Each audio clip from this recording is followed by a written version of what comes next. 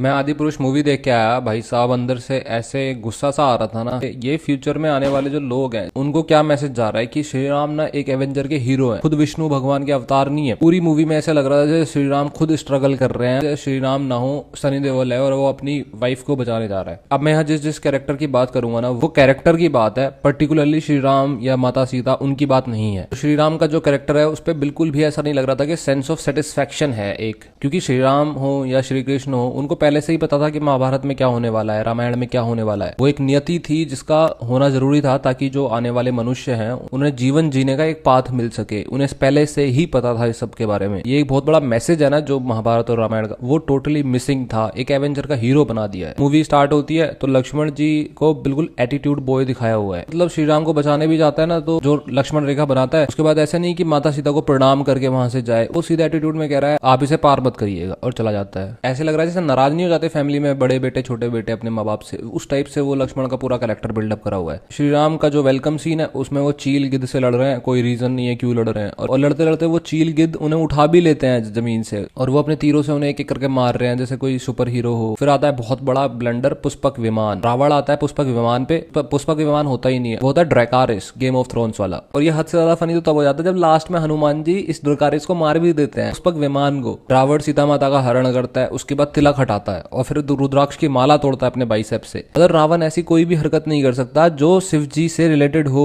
उसको कभी भी अपमान नहीं कर सकता, रुद्राक्ष की माला तोड़ दी। आगे बढ़ते बढ़ते जो ये कैरेक्टर्स हैं जामवंत, हनुमान जी, इनको तो ऐसे दिखाया जैसे ये एग्जिस्ट ही नहीं करते। जामवंत का तो कुछ है ही नहीं रोल उसमें खास। जामवंत जी ने श्री कृष्ण के साथ युद्ध लड़ा था, मलयुद्ध, बहुत लंबे टाइम तक वो युद्ध चला था। वो इंसान विष्णु भगवान के अवतार से युद्ध लड़ा है, उसमें बहुत पावरफुल इंसान है, उसकी कोई डिपिक्शन नहीं है। कैरेक्टर की बात करता हूँ जो हनुमान जी का रोल प्ले किया है, कैरेक्टर ऐसे लग रहा है उसने मुंह में कुछ दबा रखा है और पावर के नाम पे उस कैरेक्टर से पूरी मूवी में कुछ नहीं कराया गया ड्रैकारिस को मारने के अलावा। और जामवंत जी उस कैरेक्टर को 2 लाइनें समझाते हैं और जैसे रेड बुल पी लियो और विंग्स आ गए हो उड़ के सीधे लंका में। फिर रावण के पक्ष में आए तो फ्लैश बना रखा है इंद्रजीत को, फ्लैश लिटरली। एक्वामैन भी बना दिया साथ में ही, फ्लैश और एक्वामैन का कॉम्बिनेशन बना दिया इंद्रजीत को। वो मायावी था भाई, फ्लैश नहीं था। फिर रावण का जो रोल है जो सैफ अली खान ने प्ले किया है, सैफ अली खान ऐसे चल रहा है जैसे नए नए लोंडे नहीं होते जो जिम से निकलते हैं तो वो ऐसे चलने लग जाते हैं। और इसी ड्रैकारिस को रावण नॉनवेज फीड करा रहा है, मतलब एक ब्राह्मण होके वो, पहली बात तो यही बड़ा कंट्रोवर्शियल है कि ब्राह्मण होके वो नॉनवेज कैसे हाथ लगा रहा है, और फिर पुष्पक विमान को नॉनवेज खिला रहा है। फिर डायलॉग्स की बात करें, आप ये डायलॉग देखो असुर का। पौधे पर कांटे होने से, फूलों की, उनके रंगों की, उस पर मंडरा रही तितलियों की, हवा में फैल रही सुगंध की सुंदरता कम नहीं हो जाती। तुम जीवन चक्र को जानते हुए भी उसे समझना नहीं चाहते। सुख दुख, पीड़ा, प्रसन्नता, सही गलत, यह एक संतुलन है। एक के बिना दूसरे का कोई अस्तित्व नहीं।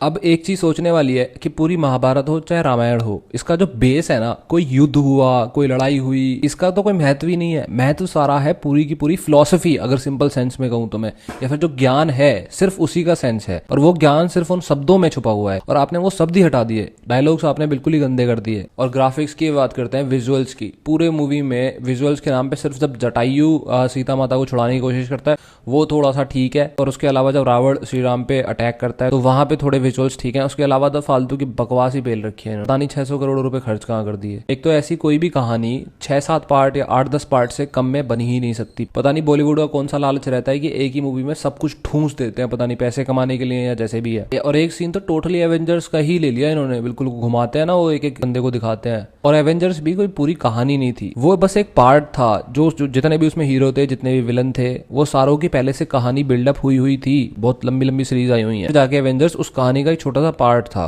पूरी रामायण को आप अगर एक मूवी में दिखाना चाहते हो तो आप ब्लंडर करोगे ही करोगे। ये मूवी इतनी घटिया मूवी क्यों है, इसके 2 रीजन है। पहला, एजुकेशन, यंगस्टर्स को कोई मैसेज नहीं जाता। आपने जो लैंग्वेज दिखाई, जो लड़ाई का तरीका दिखाया, श्री राम कोई वॉर हीरो नहीं थे। श्री राम किसी को मारने में उन्हें सुख नहीं मिलता था, सिर्फ नियति थी और उनका कर्म था जो उन्हें करना था ताकि ह्यूमंस का फ्यूचर में एक मार्गदर्शन हो सके। उनके चेहरे पे हमेशा सेंस ऑफ सेटिस्फेक्शन रहता था। दूसरा मैसेज तो छोड़ो, एंटरटेनमेंट भी कुछ खास नहीं था। जो स्टोरी हमें पता थी आप उसी स्टोरी को पूरी मूवी में इन्होंने खिचपिच कर दी, पूरी मूवी स्टोरी को। एंटरटेनमेंट के लिए आपको सारी स्टोरी को ऐसे दबाने की जरूरत नहीं थी, आपको फोकस करना चाहिए था विजुअल्स पे, कैमरा एंगल पे, डायरेक्शन पे। मूवी ने बहुत सारे करोड़ रुपए तो कमा लिए लेकिन कोई फायदा नहीं है, क्रेडिबिलिटी बहुत ज्यादा गिरती है। एक तो वो स्क्रिप्ट राइटर्स हैं, आए दिन आके सफाइयां देने लग जाते हैं। भाई सफाई मत दो, पहले तो अपोलोजाइज करो और कुछ मत बोलो, क्योंकि सफाई कुछ नहीं है इस पे। आपने कोई 20-30 साल कोई गुरु नहीं हो आप जिसने रामायण महाभारत को अच्छे से पढ़ा है और आप पूरा डिपिक्ट कर सकते हो। आप स्टूपिड से कमेंट्स दे रहे हो आके न्यूज चैनल्स पे।